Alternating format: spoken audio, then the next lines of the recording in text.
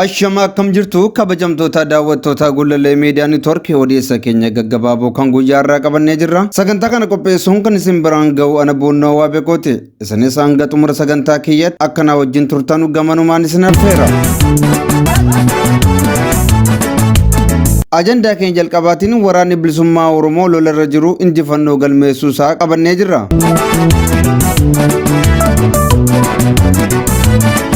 Gama biraatiin shaneenii bal'eessina jechuun Leetinaar Jeneraal Biraanuu Baqqalaa kakachuu isaanis qopheeffannee jirra.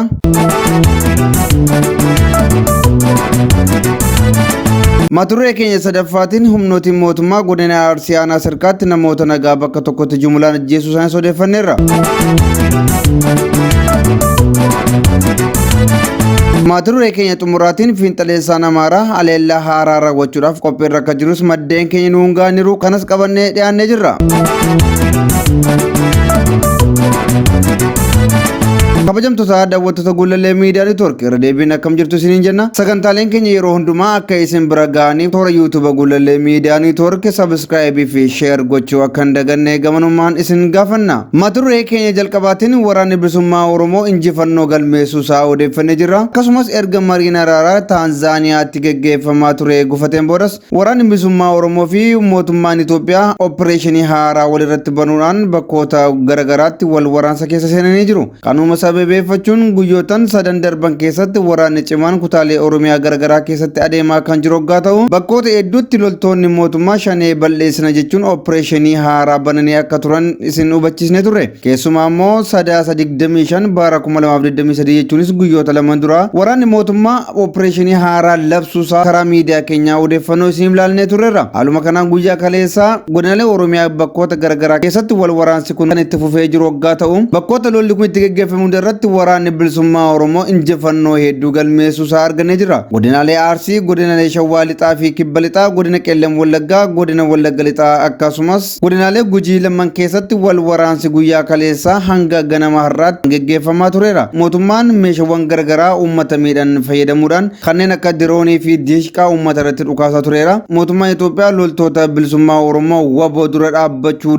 dadhabuudhaan haaloo ba'iinsa uummata nagaa irratti ba'aa jira. Keessumaa godinaalee Shawaa Lixaa fi Arsii keessatti uummata nagaa irratti haaloo ba'eeti jira. Guyyaa kaleessaas sababa haaloo ba'iinsa mootummaa kanaan godinaalee kana lamman keessatti miidhaan guddaan qaqqabee jira. Mootummaan Itoophiyaa ajandaa haaraa qabate Taanzaaniyaa dhaqee utuu ittiin fayyadamin hafuudhaan nuti afaan Oromoo dubbannaa Oromoo qofa waan taaneef meeshaa keessan hiikkadhaatii gara manaatti galaa jedhee yaada dadhabaa yookaan bututaa tokko dhiyeessee turuu isaa odeeffannee turre. Kanaanis waraanni bilisummaa Oromoo akkuma waggoota 30 duraa sana qawwee keessan hiikkadhaa galaa jechuu yaalee ture. Mootummaa Itoophiyaa eegga Hararri Taanzaaniyaatti jalaa gufatee booda haaloo qabaachuudhaan waraana bilisummaa Oromoo nan bal'eessa jechuudhaan meeshaawwan waraanaa gurguddoo fayyadamuudhaan mana uummataa fi qabeenya uummataa barbadeessaa jira. Bakka waraanni bilisummaa Oromoo isa dabetti kutaalee Oromiyaa lixaa garagaraa keessatti loltoonni waraana bilisummaa Oromoo loltoota mootummaa Itoophiyaa kana adabuudhaan akka malee waan isaan miidhaniif haarii waboo irraa qaban uummata nagaa irratti ba'uudhaan hawaasa nagaa miidhaa jiru. Kanaanis hawaasa nagaa manneen jireenyaa horii dhaabbataa fi socho'aa uummata nagaa jalaa barbadeessaa jiru. Mootummaan kun diroonii fayyadamuudhaan manneen namoota garagaraa gubeeti jira. Namoota walga'ii ta'an dargaggoota irratti haleellaa diroonii raawwachaa jira. Gocha kana guyyaa kaleessaas irratti deebi'ee jira. Arsii Sirkaa keessatti haleellaa diroonii raawwateen namoonni hedduun miidhamanii akka turan odeeffannee jira. Lola kaleessa geggeeffameen mootummaan Itoophiyaa dallansuu guddaa keessa galuudhaan gara jabina isaa agarsiisuudhaaf uummata nagaa irratti haleellaa raawwatee jira.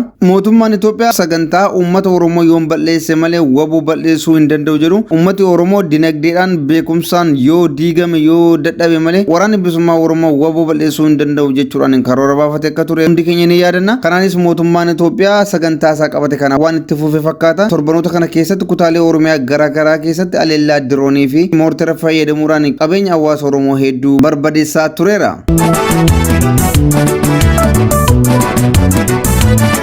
Ajandaa keenya lammaffaa toggaa dabarru shaneenii bal'eessan jechuun Leetinaal Jeneraal Biraanuu Baqqalaa kakatanii jiru. Jeneraal Biraanuu Baqqalaa jechuun waggoota lamaan dura hoggaa wal waraansi Tigraay fi mootummaa Itoophiyaa gidduutti baname. Kutaa waraana kaabaa giddu galeessaa jechuun kan Baahir Dariin teessoo godhatee kan ture kan hoogganaa turedha Jeneraal Biraanuu Baqqalaani. Jeneraal Biraanuu Baqqalaan hoggaa warri TPLF haleellaa mootummaa Itoophiyaa irratti raawwatan silaa dursee isa irratti raawwata ture. Garuu warri TPLF odeeffannoo waan argataniif isaan dursuudhaan loltoota mootummaa Itoophiyaa Maqalee fi kutaalee waraanaa Tigraay keessa turan hundumaa haleeluudhaan mootummaa Itoophiyaa dadhabsiisanii turaniiru. Jeneraal Biraanuu Baqqalaan achirraa kaafamuudhaan Riippablikaan Gaardii yookaan loltoota Abiyyi yookaan masaraa mootummaa fi qondaaltota fi mootummaa federaalaa kan eegan kan hoogganudha. Leetinaal Biraanuu Baqqalaan kun waraana bilisummaa Oromoos nan balleessa jechuudhaan kakatanii jiru. Namni kun guyyaa dheengaddaa magaalaa Baahir Daaritti humnoota Amaaraatii wajjin walgeerroo bakka turetti kan inni haasaa kana dubbate. Faannoon Itoophiyaa uummatta manaa faannoon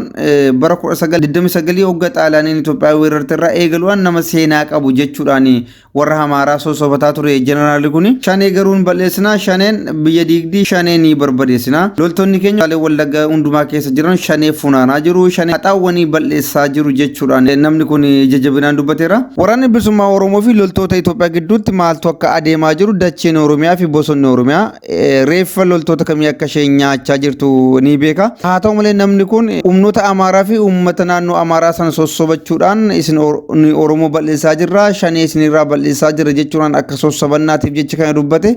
Sanas ta'u kanas ta'u akka Jeneraal Biraanuu Baqqalaa jiranitti shanee nan balleessaa. Yeroo muraasa keessatti shanee xaragnee balleessina, nagaan utuu hin taane shanee kan balleessinu humnaan jechuudhaan kakatee jira namni kun. Kanaanis namoota naannoo Amaaraa jiran irraa namoota walgahii jiran sana gubbaadhaa harka rukunnaa fi waca ililtaa foorcoo gargaraa argatee jira. Eenyutu eenyuun balleessaa akka jiru, waraanni bilisummaa Oromoo sadarkaa kamirra akka jiru, loltoonni mootummaa Itoophiyaa waraana bilisummaa Oromoo dura dhaabbachuu dadhabanii baqachaa akka jiran, haaloo ba'iinsa isaanii immoo uummata nagaa irratti baachaa akka jiran jeneraali kun ni beeka. Fira kiyya, saba kiyya, lammii kiyya kan jedheen uummata naannoo Amaaraa sana gammachiise. Oromoo immoo salphisuudhaaf kan inni jecha kana fayyadame. Sanas ta'u kanas nuti gama keenyaan barri waraanni bilisummaa Oromoo baduu darbeera. Barri waraanni bilisummaa Oromoo akka salphaatti lafarraa baduu darbee jira. Yeroon isaa expired godhee jira jennaani.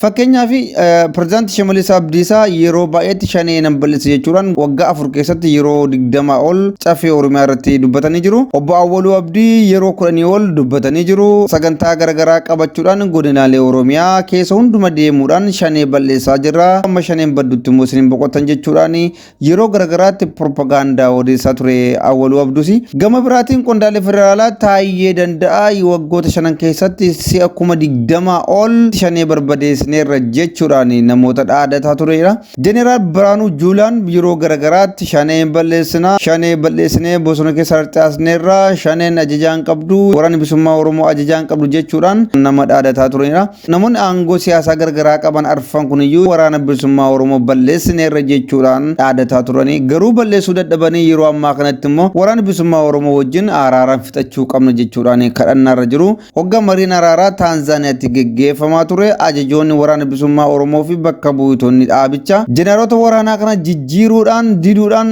yeroo 3 ol gara Finfinneetti isaan deebisaniiru. Barri waboon itti diigamu darbee jira. Tasgabba'aa jennaan Jeneraal Biraanuu Baqqalaatiin. Mata duree keenya sadaffaatiin humnootiin mootummaa godina Arsii aanaa Sirkaatti namoota nagaa bakka tokkotti jumulaan ajjeesuu odeeffanne. Guyyaa kaleessaa loltoonni mootummaa kunneen namoota nagaa 8 mana isaaniirraa ganama obboroo qabuudhaan daandii gubbaa fuudhanii deemanii bakka kamitti akka isaan geessaa turanis wanti beekamu hin jiru. Tilmaamni namoonni ka'an jiran garuu namoota kana hidhuudhaaf yookaan immoo bakka tokkotti ajjeesuudhaaf fuudhanii deemaa jiru jechuun tilmaama garaagaraa ka'aa turanii. Haa ta'u malee loltoonni mootummaa Itoophiyaa namoota nagaa 8 walitti qabuudhaan fuudhanii deemaa turanii otoo daandiirra jiranuu loltoota bilisummaa Oromoo waboo wajjin walitti bahuudhaan dhukaasaa walirratti bananii waraanni bilisummaa Oromoo loltoota kana adabuudhaan gaafa isaan balleessu loltoonni mootummaa riphanii hafan namoota nagaa kana 8 irratti dhukaasa banuudhaan 3 oggaa ajjeesan tokko madeessanii namoonni 4 garuu erkaa miliqanii hafaniiru. Loltoonni mootummaa haleellaa waboorraa hafan kun namoota nagaa kana 3 battalumatti ajjeesanii tokko garuu miidhaa guddaan irra ga'ee waan jiruuf sadarkaa lubbuun hafuu fi jiraachuusaa wanti beekamu jiru. Mootummaan Itoophiyaa erga mariin siyaasaa Taanzaaniyaatti geggeeffamaa ture gufatee booda haaloo uummata nagaa meeshaa maleessa harka duwwaa deemu daa'immanii dubartii fi jaarsolii gubbaatti agarsiisaa jira. Qaamni hidhatee meeshaa guutuu qabu qaama hidhatee akkasaa isatti dhukaasu baqachuudhaan uummata harka maleessa meeshaa maleessa irratti dhukaasa bane uummata nagaa ajjeesaa jiraachuun kun loltoonni mootummaa suniyyuu ga'eessummaa loltummaa qabaachuu dhabuu isaaniif akkasumas akkasumas gootummaa dhabuu isaaniiti kan inni mul'isu. Namni meeshaa lolaa hidhatee jiru gitummaansaa walqixxummaansaa qaama isaa wajjin wal barbaadu yookaan nama hidhatedha malee jaarsa yookaan dubartii sabbata mudhiitti hidhattee jirtu akkasumas daa'ima dabtara qabatee mana barnootaatii galuu wajjin waliin geetu. Loltoonni mootummaa Itoophiyaa waraana bilisummaa Oromoo baqachuudhaan namoota nagaa irratti haleellaa akka kanaa raawwataa jiru. Kun seenaa biyyattii keessatti seenaa baay'ee nama rifaasisuu fi nama ciigaasisudha. Haaluma kanaan eegga haleellaan sun irratti raawwatame waraanni bilisummaa Oromoo loltoota mootummaa kana adabe. Loltoonni mootummaa hidhattoonni gandaa akkasumas poolisiin Oromiyaa mandara keessa deemuudhaan dargaggoota hedduu gara mana hidhaatti guuraa jiraachuu odeessa keenya naannicharraa nu ga'e ni ifoomsa. Mata duree keenya furaffaatiin fiinxaleessaan Amaaraa Faannoo jedhee of waamu godina Wallagga Ba'aa aanaa Kiiramuutti haleellaa raawwachuudhaaf qophiirraa akka jiru odeeffannee jirra. Maddi keenya godina Wallagga Ba'aa aanota daangaa Amaaraa jineerraa nu qaqqabee akka ibsutti hoogganaan garee fiinxaleessaa sanaa Faannoo Iskandir Naggaa jedhamu magaalaa Burree keessatti dargaggoota haalaan qindeessaa jiraachuu fi loltoota hedduu leenjisee bobbaasuusaas nuuf mirkaneessanii jiru. Namni kun magaalaa Burree keessa kan jiraatu hoggaa ta'u guyyaa saafaa bakka qaamoleen mootummaa arganitti loltoota Faannoo hedduu eebbisiisee jiraachuus nu odeeffanneerra. Namni kun yeroo garagaraatti achuma magaalaa Buree taa'ee aanaalee Oromiyaa daangaa Amaaraa jiran irratti haleellaa raawwachuun namoota nagaa hedduu ajjeesee jiraachuun isaanii yaadatama. Humnooleen Amaaraa kun qophii xumuranii jiru. Aanota daangaa Amaaraa jiran irratti haleellaa raawwachuuf qophiirra jiru. Kanaafuu otoo miidhaan hin ga'iin dura haa dhaabbannu jechuudhaan ergaa isaa dabarfatee jira. Nutis gama keenyaan mootummaan Itoophiyaa silas uummata Oromoo balleessuu waan barbaaduuf miidiyaaleen Oromoo akkasumas namoonni miidhamuun Oromoo sinquuq namoonni quuqqaa Oromootiif gadditan namoonni miidhamni Oromoo isinitti dhaga'amu haleellaan kun utuu uummata keenya irratti raawwatamin qaamni dhimmi isaa laallatu wajjin hojiin ittisa akka irratti hojjetamu isiniin jenna. Ayyaanni kabajamtoota daawwattoota keenya qophii keenya kan guyyaa irraa qopheessuudhaan kan isiniif dhiyeesse ana buunnoo waa beekoti. Isinis toora yuutuuba Gulalee Miidiyaa Neetwoork saabskraayib laayik sheerii gochuudhaan akka nu deeggartan isin gaafanna. Akkasumas gaaffii fi yaada yoo qabaattan karaa iimeela keenya gulaleemiidiyaa@gmail.com ergaa keessan akka nuun geessan gamanumaan isin beeksifna. Amma kiyyaan xumureen jira waan nu dhaggeeffattaniif galatooma.